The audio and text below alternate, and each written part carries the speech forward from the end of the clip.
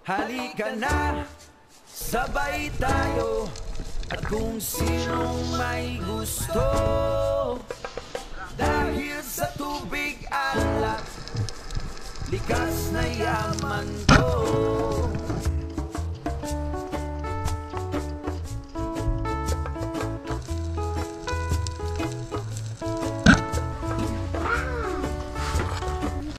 Alright, have a nice day mga kaspiro. Kamusta kayo? Maraming salamat po sa patuloy na suporta at walang sawang panonood ng aking mga video. At syempre kung bago ka pa lang, paki-subscribe na lang po. Comment lang para sa shoutout. Let's go! Alright, welcome back mga kaspiro. Panibagong araw na ating pamamana. Syempre suluday pa rin tayo dahil matagal tayo din nakalaot sa lakas ng panahon. At sinamantala natin para makapag-ani ng palay. Nakianihan ako ng palay doon kay Bianan at gumawa tayo ng fish collar. Sana effective. Samantalahin natin dahil kalmada na. At maraming salamat po sa patuloy na suporta at pagtitiwala. Ngayon po ay na-monetize na yung ating YouTube channel. At maraming salamat po sa hindi nag-i-skip ng mga ads. At sa mga nagpapa-shoutout po, nasa dulo ng video natin yung shoutout natin. Kaya let's go, samahan niyo po ako muli.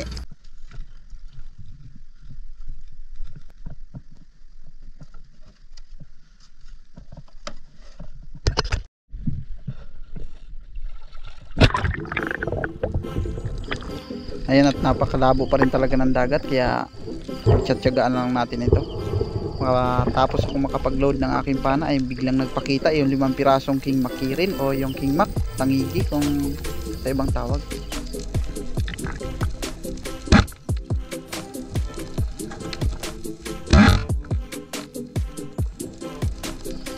Pinili ko yung bandang dulo dahil medyo malaki kontra sa mas malapit sa akin. At ito yung naging unang isda natin para sa araw na ito.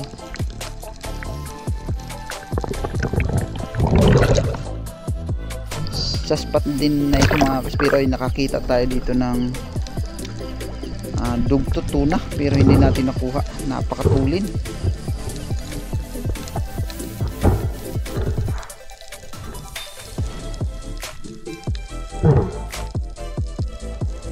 Isa sa mga kagandahan kapag maaga pa tayo umaalis ay talagang naaabutan natin yung pagkain ng mga pelagic na mga bait fish, kaya nagkakaroon tayo ng pagkakataon. First blood, king mac.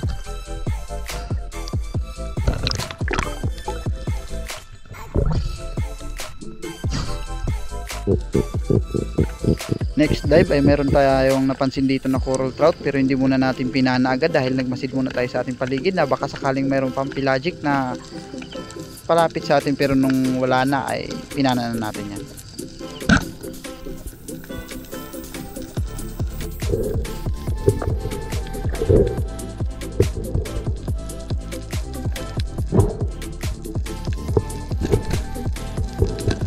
Coral trout naman o yung senyorita na brown para sa ating pangalawang isda.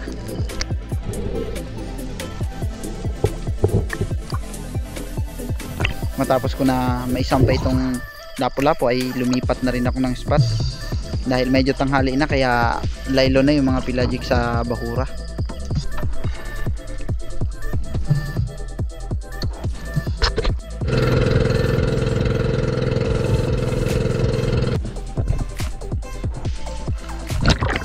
Panibagong spot kung saan tumambad sa atin yung napakalabong dagat. Pero dahil nakakita kaagad tayo ng target dito, isang coral trout na brown suno.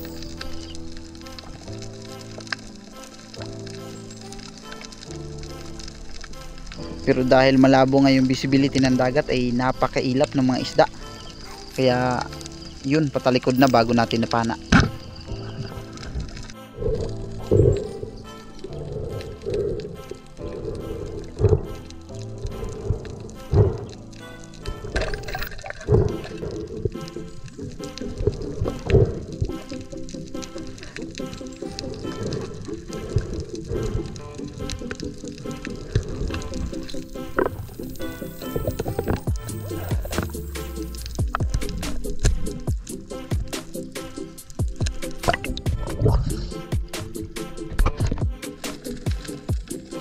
Isang lapu-lapu ulit na na-attract sa ating fish collar. sa pangatlong pagkakataon.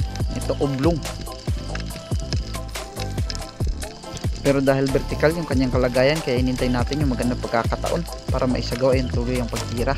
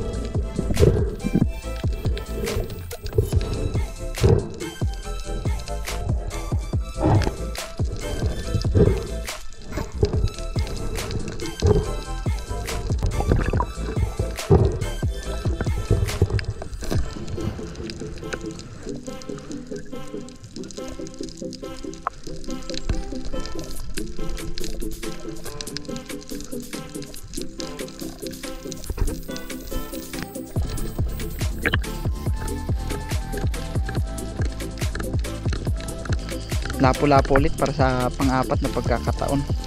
2 piraso sila, pero yung isa na malaki ay medyo malayo, kaya hindi na ako pumili. Yung malapit sa atin, yun agad ang ating pinana.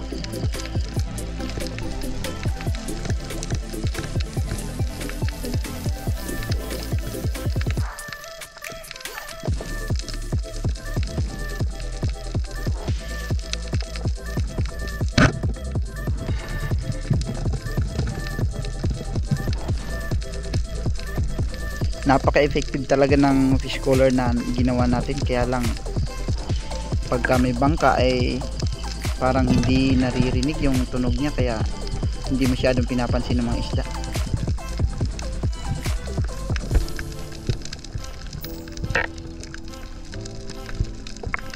Is fine shot yung pagkakatama ng lapo-lapo na ito. Medyo luminaw na mga kaspiro dahil paunti-unti nang lumalaki yung dagat.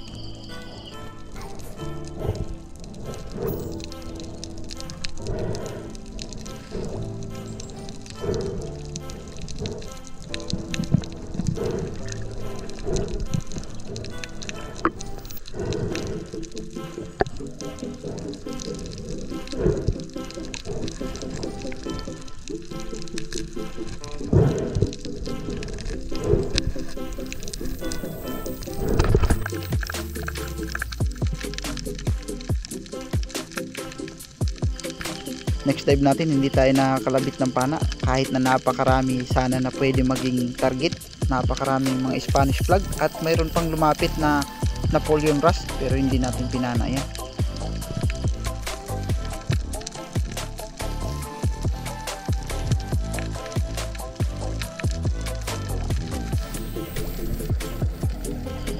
Hanggang sa binalikan ko para sa pangalawang pagkakataon, same spot pa rin. At ito, hindi na tayo pipili ng magiging target maliban sa Napoleon Rust o yung maning, dahil nakakatulong sa ecosystem natin yan. Hanggang sa bigla tayong binulaga ng Oriental Sweet Lips.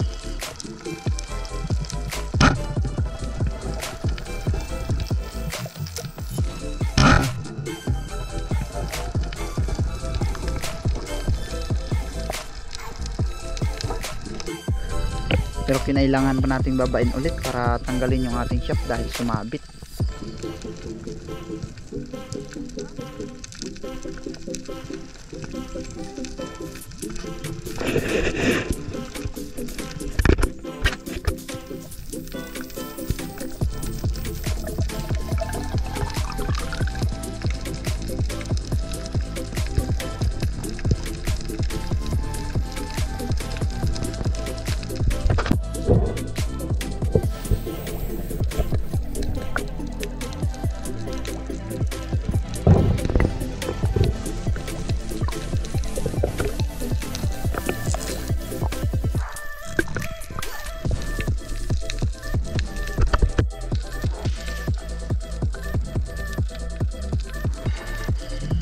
Binalikan ko yung napakaraming Spanish flag at hinanap natin yung medyo malaki para maging target.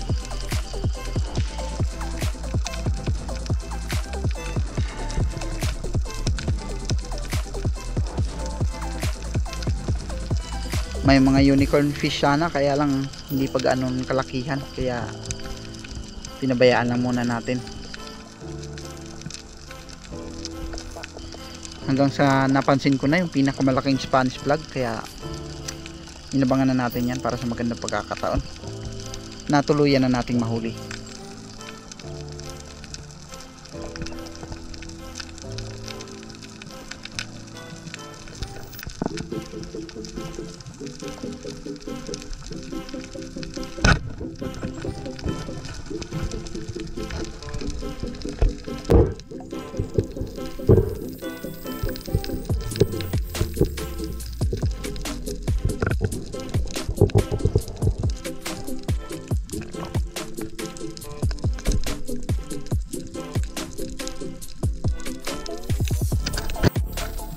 Same spot pa rin mga kaspiro, isang yellow spotted rabbit fish naman yung ating nakita dito, kaya lang medyo tumalikod na siya, kaya dinapaan natin para bumalik at hindi naman tayo nabigo.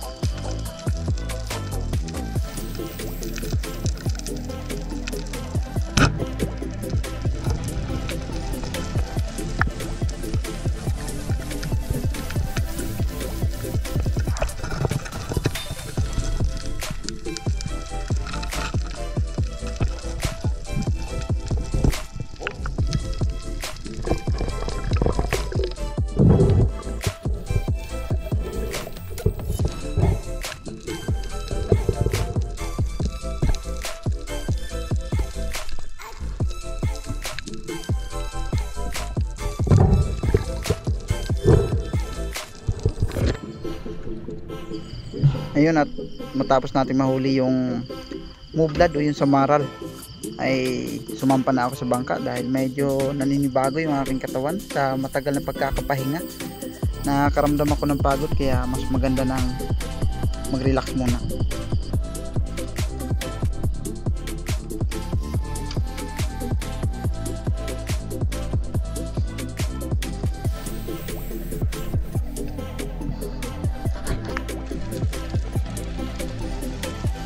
Matapos ko makapagpahinga, lumipat ako ng ibang spot at sinubukan natin kung ano pang mga isda pwede natin maidagdag. At habang nag-aantay ako dito ng pwede maging target, nakapansin tayo dito ng Maurice Seaperch o yung kanlay, kaya inabangan natin dahil napakasarap na tinula niya.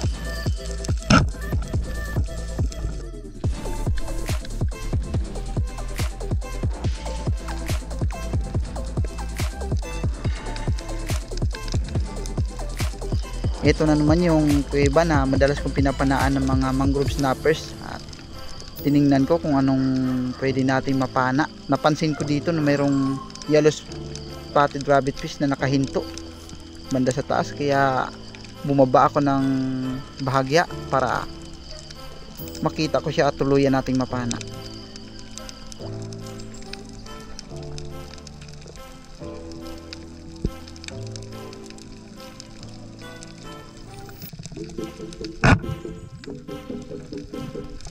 Yung saktong pagkalabit ko ay biglang pumasok yung green grouper na nasa labas, hindi ko napansin, sayang.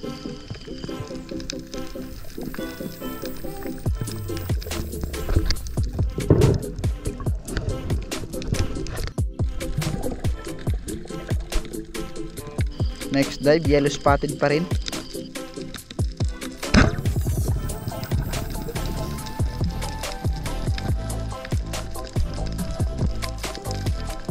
Dahil malabo sa kanto, kaya dito lang ako sa mababaw. At ito na yung naging huling isda natin para sa araw na ito. At samahan mo ako sa palengke, tingnan natin kung ilang kilo ang aabutin ng isda natin.